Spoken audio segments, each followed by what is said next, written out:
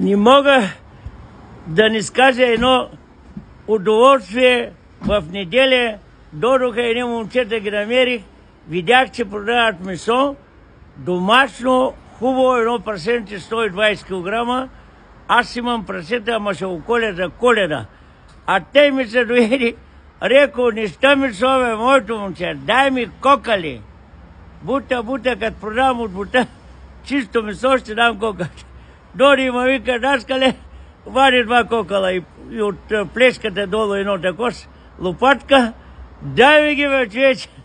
Ох, като отидох, като ги сложи от тенджерата на гъста, варе, бутал се на вилица, падна месото. Ох, тъс влажното.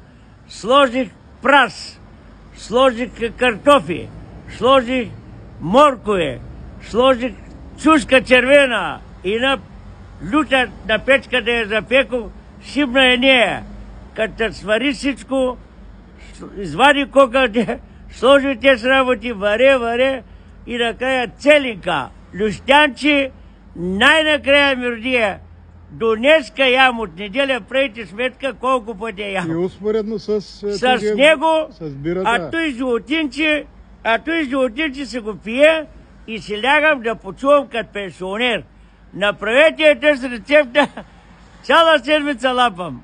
А те баща ми иди, нямаш хладилници. Като направи майка Боб, цяла седмица ида от училище, сипам Боб и на глава лук и прас, лапам, ни търся салати.